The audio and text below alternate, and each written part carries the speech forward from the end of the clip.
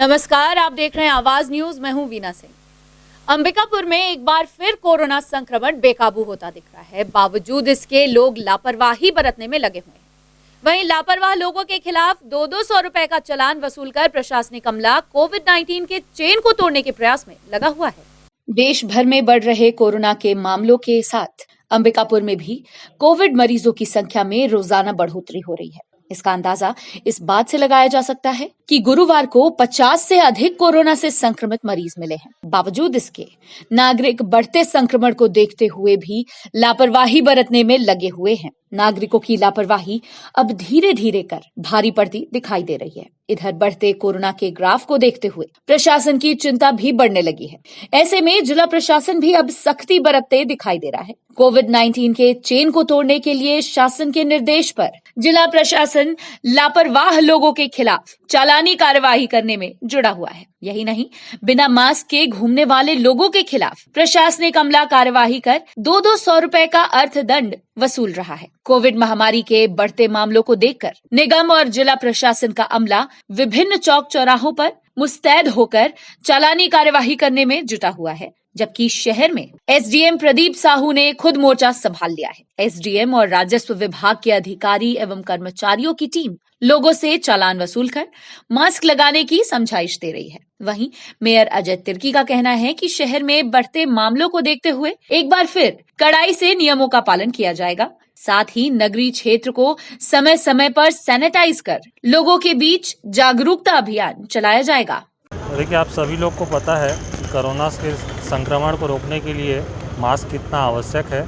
फिर भी देखने में आ रहा है कि कुछ लोग मास्क का उपयोग नहीं कर रहे हैं। तो ऐसे ही लोगों को मास्क उपयोग करें, उनको प्रेरित करने के लिए अभी फ़िलहाल चालानी कार्रवाई की जा रही है। हर एक व्यक्ति से 200 रुपये का चालान काटा जा रहा है शासन के निर्देशानुसार, और उन्हें मास्क उपयोग करने के लिए निर्देशित किया जा रहा है। बस संदेश तो एकदम स्पष्ट है कि कोरोना संक्रमण के लिए कुछ उपाय हैं, उनको अमल करना आवश्यक है, जिनमें से सबसे महत्वपूर्ण है मास्क। और मैं सभी से अपील करता हूं कि अनिवार्य रूप से मास्क का उपयोग करें, क्योंकि कहीं भी किसी पब्लिक प्लेस में जा रहे हैं तो मास्क के साथ ही जाएं।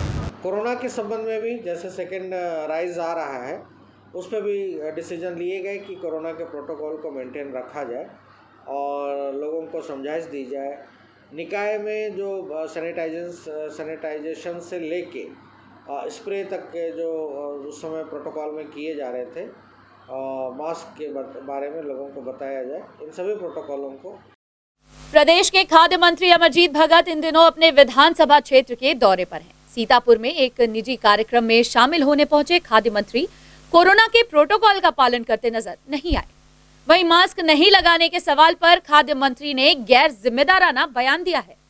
सरगुजा सहित पूरे छत्तीसगढ़ में फिर एक बार कोरोना संक्रमण तेजी से फैल रहा है। सरकार कोरोना के रोकथाम के लिए तमाम प्रयास कर रही है। साथ ही नागरिकों से अपील कर रही है कि लोग भीड़ भाड़ वाले इलाकों में जाने से बचें और अनिवार्य रूप से मास्क लगाकर घर से बाहर निकलें।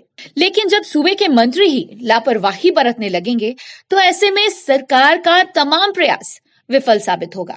ऐसा ही कुछ गैर जिम्मेदाराना रवैया खाद्य मंत्री अमरजीत भगत का सामने आया है। मंत्री भगत कोविड-19 के नियमों को नजरअंदाज करते हुए लापरवाही बरतते नजर आए हैं। दरअसल मंत्री अमरजीत भगत अपने विधानसभा क्षेत्र सीतापुर के दौरे पर हैं। इस दौरान वे कई कार्यक्रमों में शामिल हो रहे हैं, जबकि भीड़ भाड़ वाली जगहों पर बिना मास्क लगाए खाद्य मंत्री नजर आ रहे हैं। दरअसल खाद्य मंत्री अमरजीत भगत अपने विधानसभा क्षेत्र के भ्रमण के दौरान एक निजी कार्यक्रम में शिरकत करने सीतापुर पहुंच गए थे।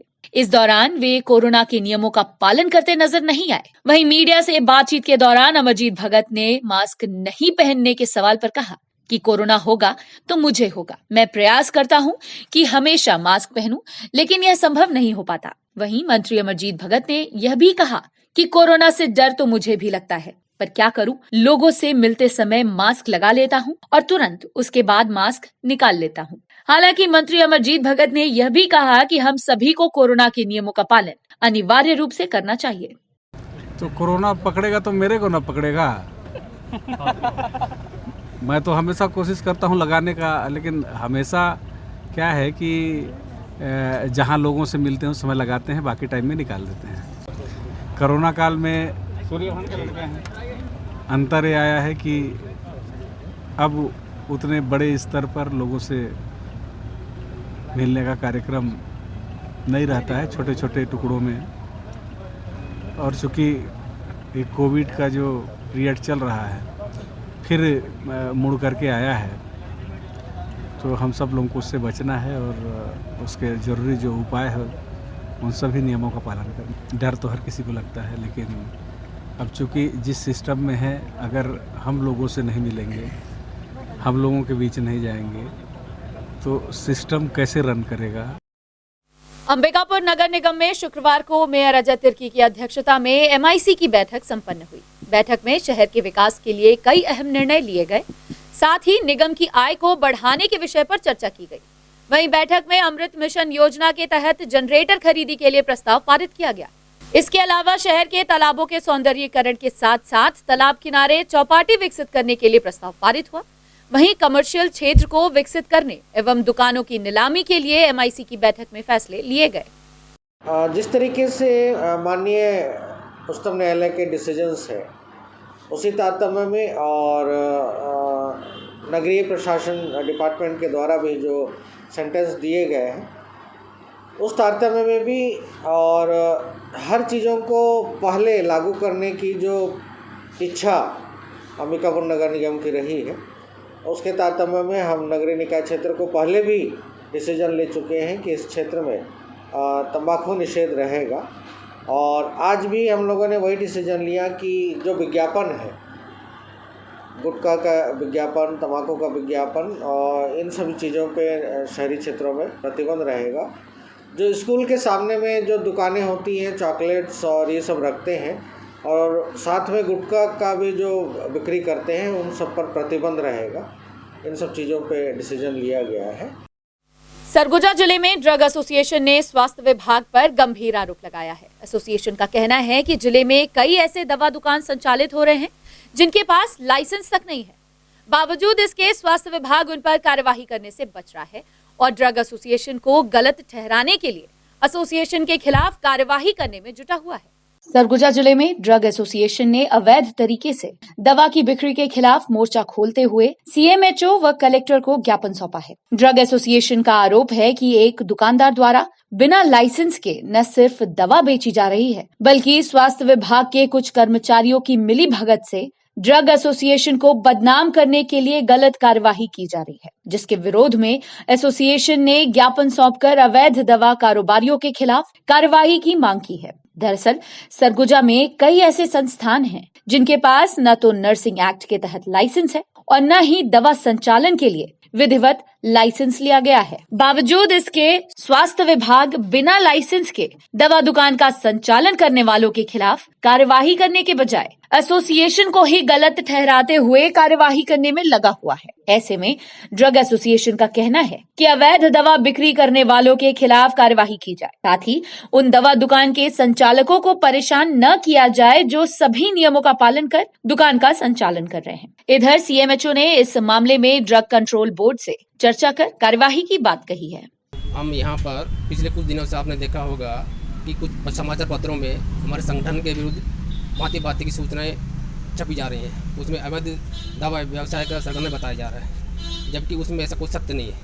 हमारा संगठन एक बहुत सुसंगठित 20 साल से संगठन है और कोई भी अवैध व्यापारी को या अवैध कारोबारी को हम लोग कोई सहयोग नहीं करते हैं। पेपर में आपने देखा होगा एक विदाउट लाइसेंस के एक दुकान यहाँ चल रही है, उसको दबाने के लिए और ये पूरा सरगना रचा गया है, जिसका ज्ञापन हम आज कलेक्टर महोदय को एमसीएम ऑफिस में यहाँ देने आए कि हमको हमारे यहाँ कोई ऐसा कोई अवैध दवा व्यवसाय नहीं करता है और न उसका सहयोग करते हैं। नहीं, उन्होंने ड्रग एसोसिएशन के सदस्य लोग मेरे पास में आए थे, उनकी कुछ मांग है, जिस मांग को ड्रग कंट्रोलर की ओर भेजा जाना है उसको मैं भेज दूंगा।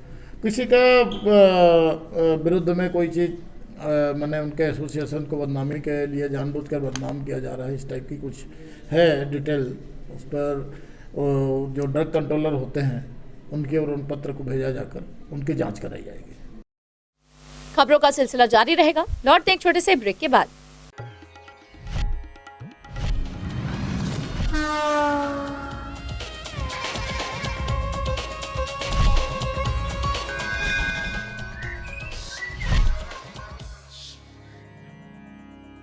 वीएम इंटरनेट सर्विस शहर का सबसे सस्ता high speed fibre internet service 100 MBPS मात्र 700 रुपए में विद टैग। तो चाहे वर्क फ्रॉम होम हो या ऑनलाइन क्लास, याद रखें वीएम इंटरनेट सर्विस। अधिक जानकारी के लिए संपर्क करें Vande Mahamaya cable network VM internet service, Alaknanda complex, प्रथम तल, अग्रसेन चौक, अंबिकापुर, सरगुजा। Mobile number 9111785555 7440765555।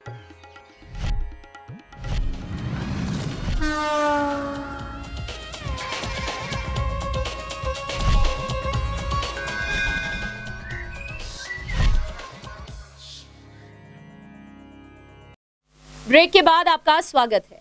छत्तीसगढ़ लोक सेवा आयोग पर भ्रष्टाचार एवं अव्यवस्था का आरोप लगाते हुए भाजपा युवा मोर्चा ने 3 दिवसीय हस्ताक्षर अभियान की शुरुआत की है। इस अभियान के संपन्न होने के बाद भाजपा युवा मोर्चा के कार्यकर्ता राज्यपाल को ज्ञापन सौंपेंगे।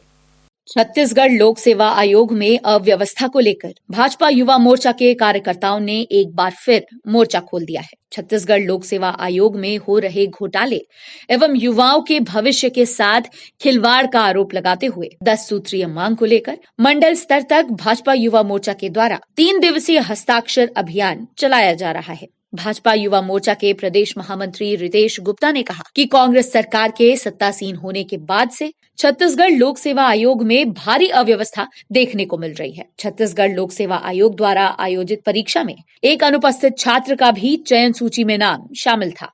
इससे अंदाजा लगाया जा सकता है कि किस स्तर पर लोक सेवा आयोग में भ्रष्टाचार हो रहा है। इसके विरोध में भाजपा युवा मोर्चा के द्वारा पूरे प्रदेश भर में हस्ताक्षर अभियान चलाया जा रहा है। वहीं 3 दिवसीय अभियान के बाद युवा मोर्चा के कार्यकर्ता राज्यपाल को ज्ञापन सौंपेंगे।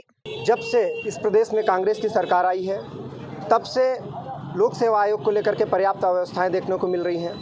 अभी विगत दिनों एक ऐसा मामला संज्ञान में आया था कि जो परीक्षार्थी परीक्षा हॉल में उपस्थित ही नहीं हुआ, उसकी चयन सूची में नाम आ गई थी, जिसके फलस्वरूप भारतीय जनता युवा मोर्चा ने संपूर्ण प्रदेश भर में लोक सेवा आयोग के अध्यक्ष का पुतला दहन किया था।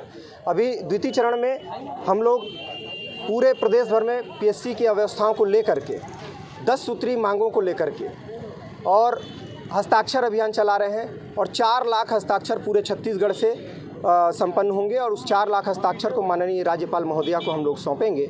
और वो जो 10 सूत्री हमारी मांग है उसमें जो प्रमुख मांगे हैं वो ये है कि संपूर्ण जिले भर में जो हमारे 28 केंद्र खोले जाएं ताकि लोगों को, आदिवासी वनांचल क्षेत्र के लोगों को दूर दराज न जाना पड़े एग्ज़ाम देने के लिए। उसमें जो हमारी मांगे हैं कि संविधान दिवस के दिन परीक्षा जारी कर दी जाए और उसके बाद अगले संविधान दिवस तक 1 वर्ष के भीतर उस परीक्षा को पूर्ण कर लिया जाए, उसके परिणाम आ जाए, लोगों को रोजगार मिल जाए। माइक्रो फाइनेंस कंपनी के द्वारा समूह की महिलाओं पर ब्याज की रकम जमा करने के लिए जबरन दबाव बनाया जा रहा है। वहीं माइक्रो फाइनेंस कंपनी की प्रताड़ना से तंग आकर समूह की महिलाओं ने कलेक्टर को ज्ञापन सौंपा है और कार्यवाही की मांग की है। अंबिकापुर शहर में माइक्रो फाइनेंस नाम की कंपनी समूह की महिलाओं से पैसा उगाही करने में लगी हुई है, जिसकी शिकायत समूह की महिलाओं ने कलेक्टर को ज्ञापन सौंपकर की है। दरअसल पीड़ित महिलाओं का आरोप है कि माइक्रो फाइनेंस कंपनी के द्वारा शहर एवं तहसील में कैंप लगाकर 8 से 10 महिलाओं का समूह बनाया गया। इसके बाद कंपनी के द्वारा समूह की महिलाओं को 20 से 40 हजार रुपए दिया गया। वहीं समूह की महिलाएं समय समय पर उक्त राशि का किश्त जमा करती रहीं, लेकिन लॉकडाउन के दौरान किश्त की राशि समूह की महिलाएं नहीं जमा कर सकी। इधर शासन ने भी दिशा निर्देश जारी किया था कि लॉकडाउन के समय अवधि के दौरान न तो ब्याज और न ही किश्त की राशि जमा करनी होगी। महिलाओं का आरोप है कि फाइनेंस कंपनी के द्वारा ब्याज की राशि जमा करने के लिए उन पर दबाव बनाया जा रहा है। यही नहीं, रकम जमा नहीं करने पर माइक्रो फाइनेंस कंपनी महिलाओं को डरा धमका रही है। इस संबंध में पीड़ित महिलाओं ने कलेक्टर को ज्ञापन सौंपकर कार्यवाही करने की मांग की है। सर, ये माइक्रो फाइनेंस वाले आते हैं, हम लोग को परेशान करते हैं रोज पैसे के लिए। जो मूलधन है उसको तो पटा ही रहे हैं। जो लॉकडाउन में सरकार बोले कि अभी कोई नहीं लगेगा वो ब्याज, फिर भी मांग रहे हैं कि नहीं, हम लोग को सरकार बोले हैं कि जाओ अपना पैसा वसूल लो। वही बोलते हैं कहीं से खोज के लाओ तो लाओ, दबाव डालते हैं कहीं से भी दो। आते हैं जेंट्स लोग 4 जन 6 जन मिलके बोलते हैं कहीं से भी खोज के दो। हम लोग को क्या मतलब है, पैसा बढ़ेगा बोलते हैं, जब तक नहीं दीजिएगा ब्याज बढ़ता ही रहेगा। सर, हम लोग इस समस्या का हल चाहते हैं। जी वही सर लोग आते हैं, बोलते हैं कि कहीं से भी ला के दो, तो बोलते हैं कि नहीं है सर, कैसे करें, तो नहीं कहीं से भी लेके आओ, तो हम लोग बताएं, बोलते हैं कि नहीं डाकर डालो, बैंक में जाओ, ऐसे बोलते हैं। वही 30,000 लिए हैं, 30,000 20,000 ऐसे ही लिए हैं जी। पटा रहे हैं, कभी कभी नहीं रहता है, छोटे छोटे बच्चे हैं, परेशानी रहता है, तब नहीं पटा पाते हैं, तो बोलते हैं कि नहीं बाद में दे देंगे, ऐसे तो आरोहन द्वारा यही सब से लिए हैं। अंजुमन इस्लाहुल मुस्लिमीन कमेटी ने शुक्रवार को राष्ट्रपति के नाम कलेक्टर को ज्ञापन सौंपा है। भारी संख्या में कमेटी के लोग रैली निकालकर ज्ञापन सौंपने कलेक्ट्रेट कार्यालय पहुंचे थे। दरअसल उत्तर प्रदेश के पूर्व शिया वक्फ के चेयरमैन वसीम रिजवी के द्वारा कुरान पाक की 26 आयतों को कुरान से निकलवाने की याचिका लगाई गई है, जिसके विरोध में अंबिकापुर की अंजुमन इस्लाहुल मुस्लिमीन कमेटी ने ज्ञापन सौंपा है। वहीं वसीम रिजवी पर समाज को बांटने एवं भाईचारे को खंडित करने का आरोप लगाते हुए कार्यवाही की मांग की है। मुस्लिम भाई चुनिंदा जो मेन है उनको बुलाया गया था। एक वसीम रिजवी नामक व्यक्ति ने, उत्तर प्रदेश का रहने वाला है, इसने कुरान के 26 आयतों को हटाने के लिए सुप्रीम कोर्ट में रीट की याचिका दायर की है।